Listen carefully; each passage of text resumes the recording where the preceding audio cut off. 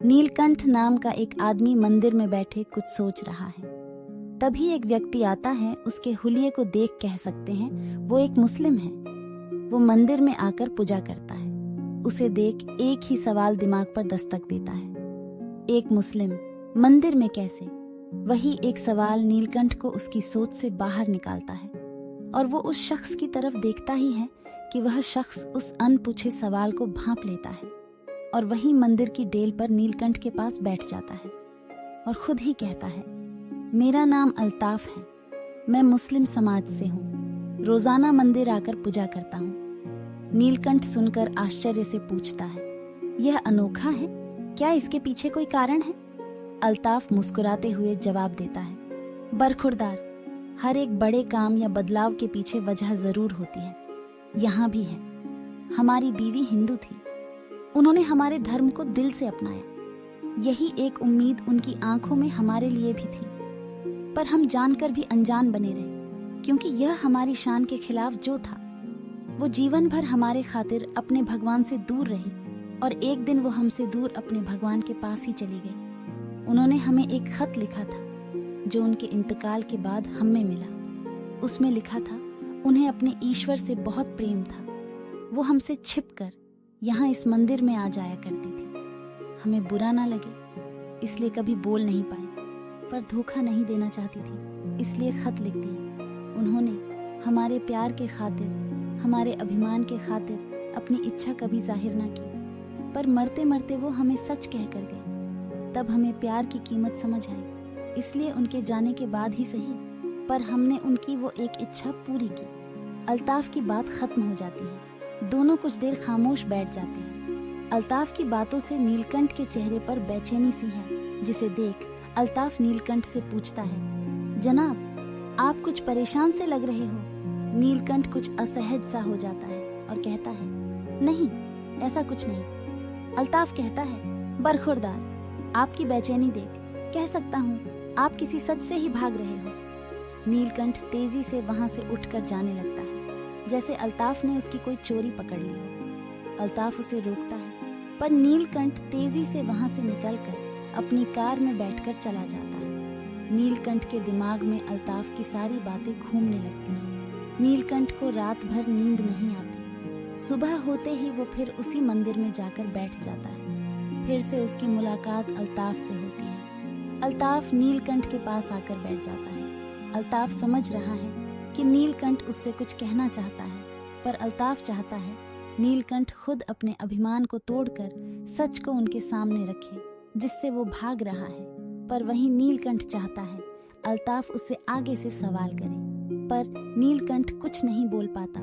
2-3 दिनों तक यही चलता रहता है। आखिरकार एक दिन नीलकंठ खामोशी तोड़कर बोलता है, असल में मेरी नौकरी में थोड़ी दिक्कत है, बस इसलिए परेशान हूँ। अल्ताफ जोर जोर से हंसने लगता है, बरखुरदार, इतने दिनों बाद अपनी खामोशी तोड़ी भी तो झूठ बोलने के लिए। मियाँ, हमारे बाल धूप में सफेद नहीं हुए हैं। आपका चेहरा साफ कह रहा है आप खुद से खफा हैं। खुद की गलती मानने की हिम्मत नहीं है आप में। आप इस पुरुष प्रधान समाज के वही पुरुष हैं जो अपने मन रूपी अकड़ में इतने जकड़ गए कि सच को स्वीकार नहीं कर पाते। अल्ताफ नीलकंठ को उसके ही असली रूप से पहचान करवाता है। नीलकंठ के दिल पर एक बोझ है जिसे वो खुद से भी खुलकर नहीं कह पाया है, और आज वो अपने जीवन के उस एक पहलू को अल्ताफ के सामने रखता है और कहता है, मैं एक मॉडर्न लड़की से शादी करना चाहता था, पर मेरे माता पिता ने मेरी शादी गांव की लड़की गीता से करवा दी। मैं उससे ठीक से बात तक नहीं करता था।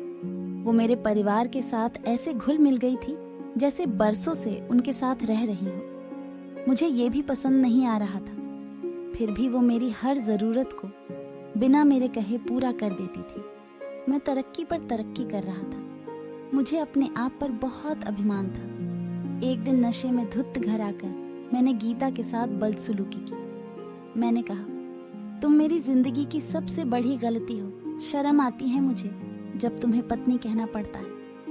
मैं बोलता ही गया। गीता के लिए यह सब नया नहीं था, पर मेरे माता पिता के लिए ये एक कड़वे घुट के समान था। बिना मुझसे बात किए वो गीता को अपने साथ ले गए। मैंने ऐसे बिहेव किया मेरी सारी ज़रूरतों की लिस्ट थी। ये देखकर मुझे गुस्सा आ गया। क्या समझती हैं वो खुद को? मैं क्या उस पर डिपेंड करता हूँ? फिर मैंने सोचा, मैं क्यों चिढ़ रहा हूँ? वो तो थी ही गवार, अब चली गई। मैं आज़ाद हूँ, ऐसा सोच मैं ऑफिस चला गया। ऑफिस में लंच ब्रेक में जैसे ही मैंने टिफ़िन खोला, मैंने उस महक को मिस किया जो रोज़ाना मेरे थके चेहरे पर मुस्कान बिखेर देती थी। एक पल के लिए मुझे एक अजीब सी कमी महसूस हुई, पर उस वक्त मुझे अपनी आज़ादी का गुमान ज़्यादा था।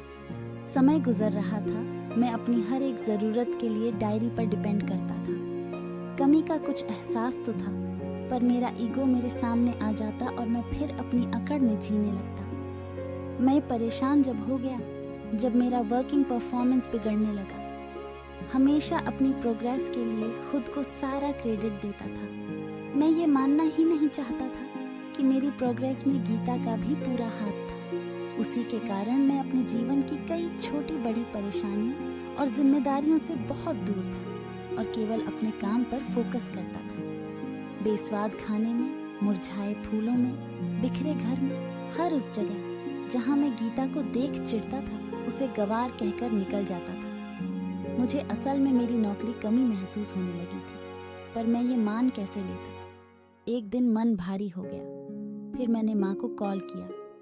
वो मेरी आवाज से ही समझ जाती थी कि मैं परेशान हूँ, पर समझते हुए भी माँ ने मुझे इग्नोर कर दिया और कहा कि गीता ने दूसरी शादी का फैसला कर लिया है। यह सुनकर मुझे और गुस्सा आ गया और मैंने कॉल कट कर दिया।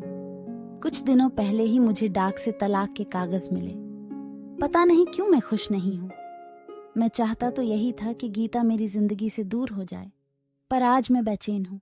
अल्फाज थोड़ी देर रुककर कहता है, अब तुम क्या सोच रहे हो?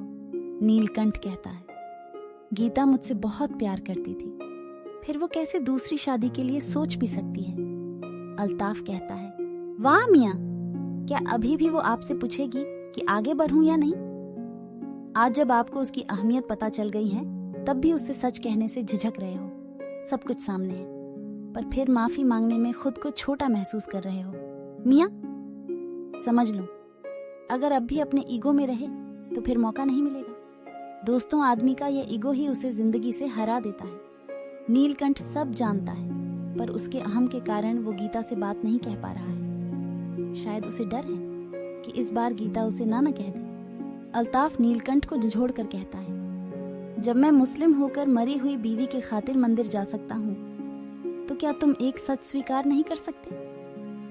नीलकंठ को अल्ताफ की बात दिल पर लग जाती है। वो कॉल तो नहीं, पर शिखा को एक मैसेज करता है। मैसेज डिलीवर होते ही उधर से कॉल आ जाता है। दोनों के बीच लंबी बात होती है और यह एक लंबा कॉल दोनों को वापस मिला देता है। दोस्तों, एक टेक्स्ट के बाद गीता एक पल नहीं रुकती और कॉल कर देती है।